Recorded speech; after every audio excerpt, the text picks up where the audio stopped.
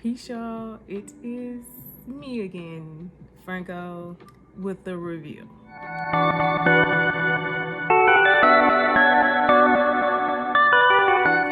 It has been years, I tell you, since I have read a book.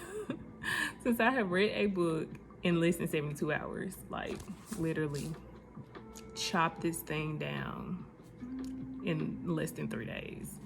Heavy. Kiase Layman. Chef's kiss. So let's get into it. Was it good? Absolutely. Yes, it was. You're not reading nothing as fast as I read it. Really, if I didn't have absolutely nothing else to do, I could have read it in the whole day. But I was like, go to sleep, girl. Do something else. Live your life. You know, you on hiatus. But yes, it was great. It was great. It was great in a very honest way. We'll get into that. So the question is now, was it an easy read? Yes, it was an easy read. However, I will preface that by saying I'm Southern, he's Southern, and I do believe that some of the connection I felt to this text comes from the fact that I do understand what it means to be in the South, your parent, your grandmother having this worldview that is I don't know if you really, I don't even know how to put it. I don't even know how to put it into words, but it's progressive in the sense of like safety and security, but it's a little, I don't want to say nothing more. I'm gonna just leave it at that. Read the book and tell me what you think.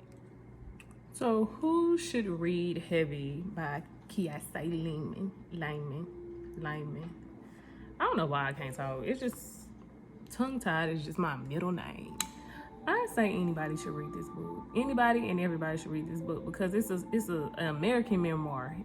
That's on purpose. It don't say African American. It's an American. It is a story of a black man growing up in the South, raised under two women who have had to overcome tremendous,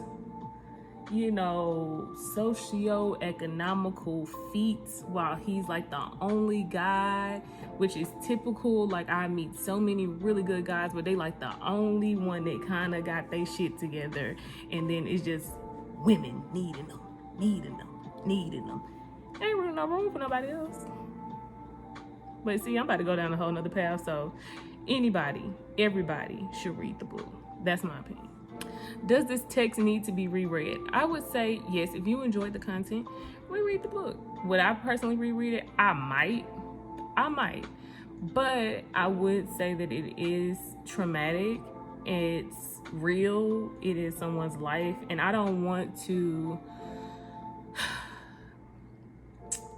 It is this savory, sweet and tangy thing that happens when you read about the ins and outs of someone's life, and it's the truth. It's the nitty gritty, nasty truth. Like, if you ever, I didn't read the book, but I listened to it on Audible. Miss Pat's Rabbit. It's amazing.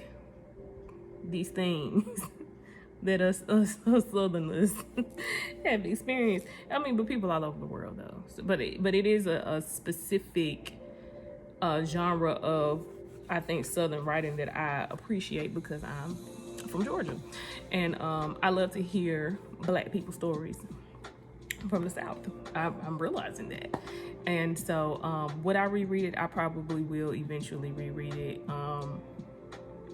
But I would also kind of put this like in the same category of, like a Precious or For Colored Girls, in the sense of like it is a little heavy hitting.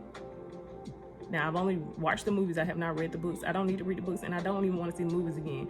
So it's kind of like I would have to just be in a good space for it. Why I decided to read this book during this spiritual hiatus, I don't know.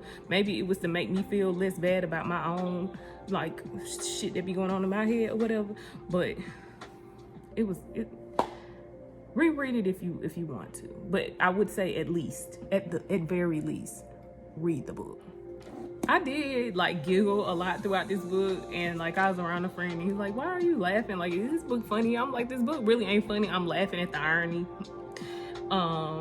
And so one of the conversations in the beginning, he asking his grandma different questions, so trying to understand, you know, life and all this other stuff. And he's, you know, he asked his grandma like, why she wearing that fake ass wig, like this wig that look fake. But it's like, that question reminds me of a lot of women that I know and love. And it is like, why would you wear that wig? That wig ain't, you know, that wig don't really work. But choices is what she said. It's deep. It's deep. It's a poetic memoir. It is really, really like, it's like steak. It's like butter steak. You can like cut it with a fork. It's tender. It's tender. Another theme off top was, I got my notes over here, being insecure and wanting attention and affection from anyone that would give it. Relatable. Trauma response. Yeah, man. Reconciliation of abuse and having to be a man, be the man without a template. Like, he's had to show up in ways that, you know, he was not equipped for, but I think he did the best that he could. And I just think it's a beautiful thing that a man is able to express these things, and not only express it, but kind of confront his mama and share it with the world. Like, Mr. Layman is a superhero. You hear me? I'm gonna run through this stuff. I'm gonna run through it because I don't want to keep y'all here all night. I'm sipping on these non-alcoholic herbs, and I love them. I will do a review. 3 Spirit. Watch. I need to get some money off of that at some point, but that's neither here nor there. I'm gonna run through the rest of these points so we can go home and get a good night's rest, so y'all can read this book.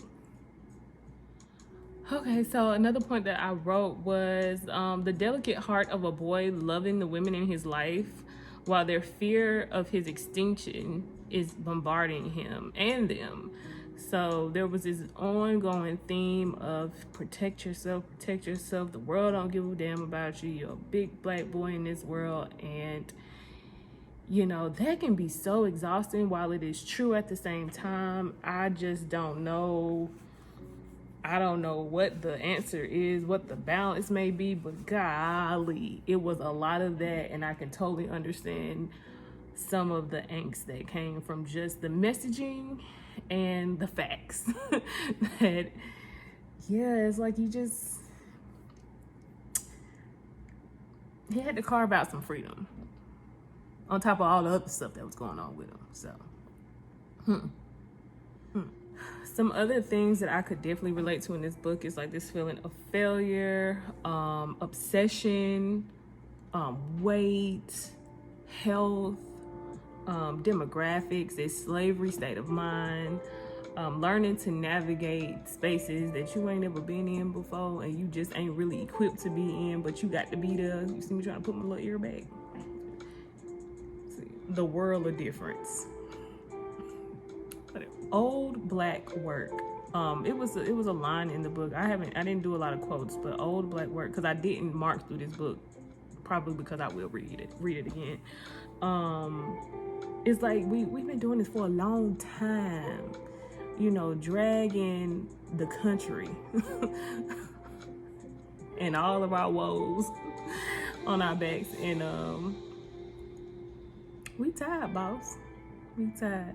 I don't think I'm really doing this review any justice, because I don't know if I just ain't never heard no man be this raw and vulnerable ever. So the last point I have here is that this book was the truth. Men are insecure too, and this is the first book that I've read that has kind of introduced me to that. Like, I'm not, you know, I'm working on my reading. I'm not that well, so if it's any other books I should read, you can put them down below. But I was blown away by the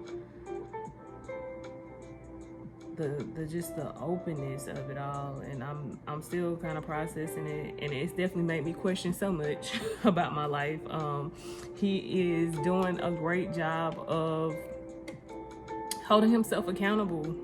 It's like, you know these things, you know this about, you know that you ain't shit, you know you a liar, but you still a good person. And it's like we all like that to some extent. Like it's a little too relatable. Golly, ain't nobody perfect, ain't nobody out here got all the answers, Sway. And I do believe he's the point of this book is to show us that we all heavy in one way or another. So I'm gonna leave it at that. Like I said, I know I'm not doing this no justice. I know I'm not doing it no justice. If you wanna add something to this conversation, please do. I'm gonna put some little links below of some interviews that I listened to from him about the text.